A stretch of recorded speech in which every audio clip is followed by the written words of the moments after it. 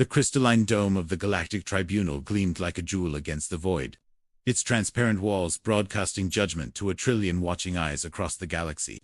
Within its sacred chambers, 47 small figures stood in neural restraints, their young faces pale with terror. The eldest was barely 16. The youngest had not yet seen her 7th birthday. The genetic specimens of terror display unprecedented neural aggression patterns, intoned Magistrate Vex High, his 6 arms spreading wide as he addressed the assembled council. Their cognitive development shows alarming potential for dimensional manipulation, a threat to galactic stability. The alien crowds gathered on viewing platforms roared their approval, mandibles clicking in rhythmic approval. Children pressed against the barriers of their containment fields, tears streaming down faces that would never age another day. On Earth, in the bombed-out ruins of what had once been Geneva, President Maria Santos watched the tribunal feed with hands that shook like autumn leaves. Around her, the shattered remnants of humanity's government sat in stunned silence as their children faced execution light years away. When the energy disruptors activated, 47 young hearts stopped beating in unison. The galaxy cheered. Santos closed her eyes and felt something inside her soul crystallize into diamond-hard resolve. Captain James Reacher of the Deep Space Reconnaissance Vessel. Nightfall recorded every second through his ship's quantum sensors, hidden in the shadow of a derelict moon. His own daughter had died in the bombardment of New Angeles 3 months ago. But these children, these brave, innocent souls, they belonged to all humanity now. As alien news anchors mocked Earth as a failed primitive experiment, Reacher transmitted the execution footage through encrypted channels to every surviving human settlement across the Outer Rim. The signal reached the mining stations of Kepler 442, the agricultural domes of Proxima Centauri, the research outposts scattered throughout the Veil Nebula. In each habitat, on every screen, humanity watched their children die. A mother on Titan 7 pressed her broken doll salvaged from the ruins of her daughter's daycare against her chest and whispered words that would echo through history. They will pay.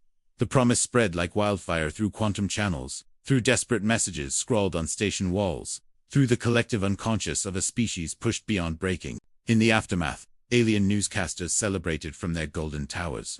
The Terran threat has been neutralized, declared a 3-headed Zephyrian correspondent, its voice dripping with satisfaction. The galaxy can sleep safely, knowing these genetic aberrations will never mature to threaten our peaceful civilization.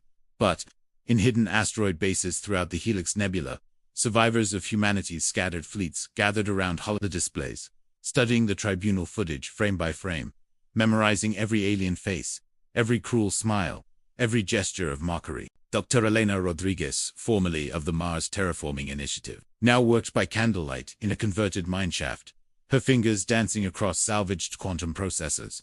Around her, engineers and soldiers and farmers-turned-warriors labored in silence, rebuilding humanity's war machine from scrap metal and burning hatred.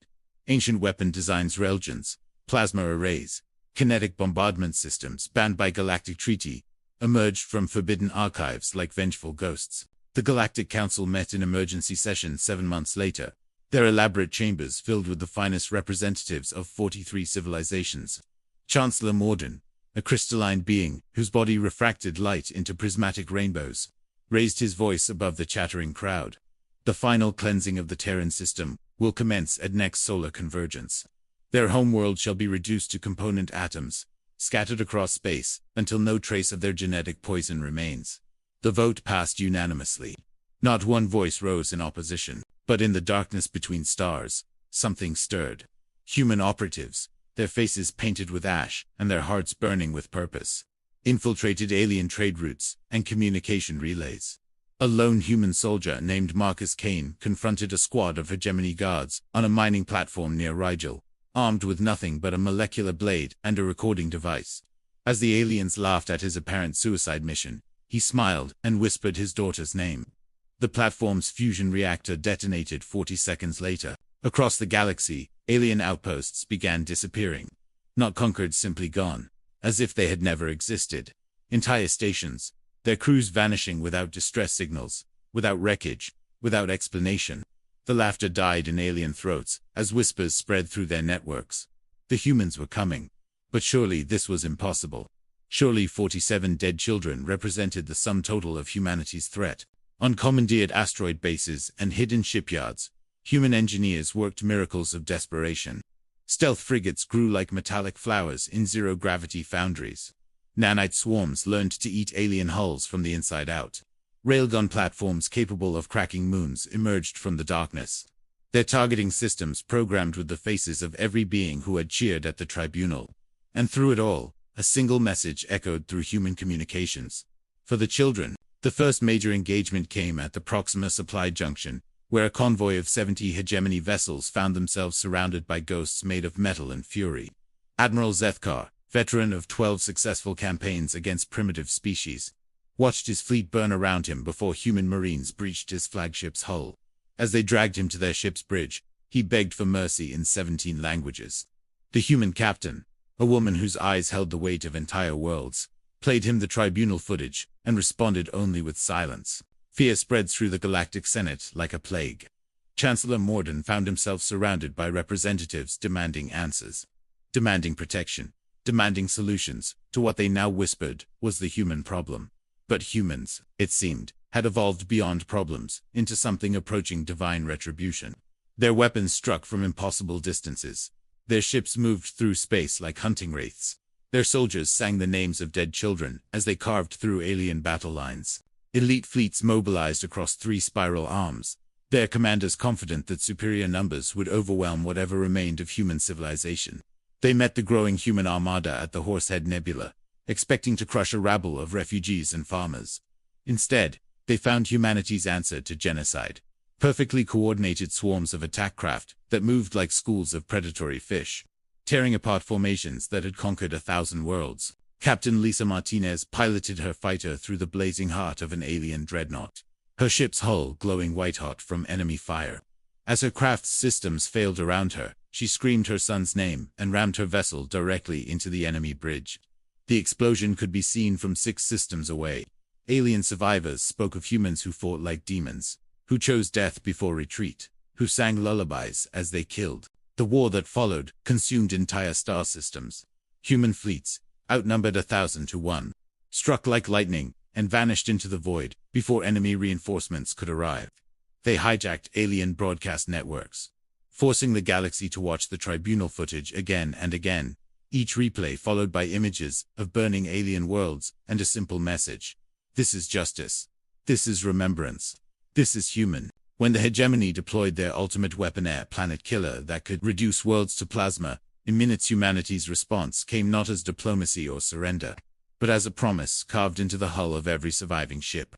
Return the pain 1,000-fold. The galaxy had taught them that innocent children were acceptable casualties.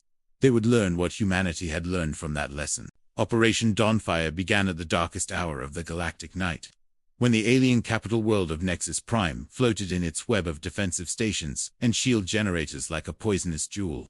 Human AI projections gave their fleet a 2% chance of survival, but survival had never been the point. Justice was the point. Memory was the point.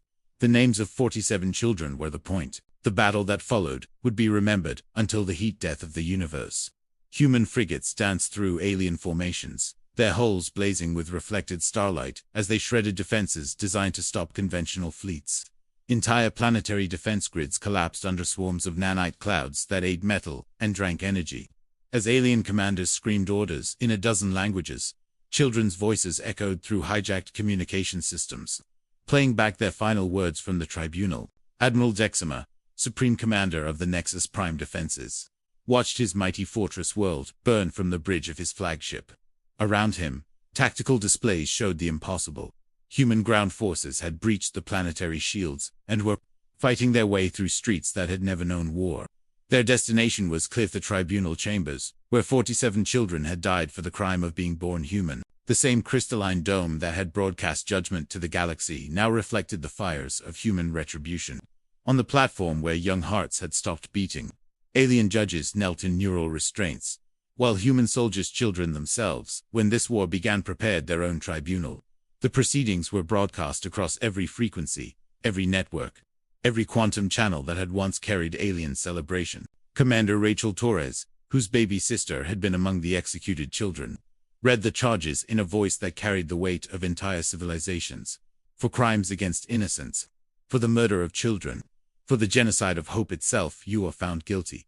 The galaxy watched in stunned silence as justice, human style, was served on the same stage that had once hosted their cruelest celebration. As the last alien tyrant fell, human forces raised their flag, not a banner of conquest, but a memorial wrought in steel and starlight.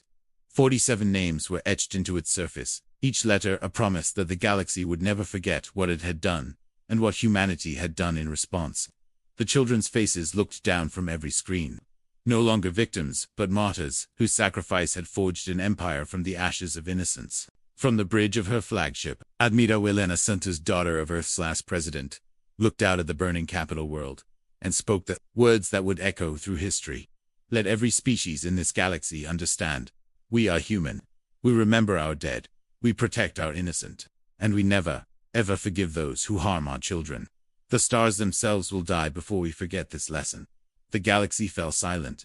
In that silence, 47 children rested at last.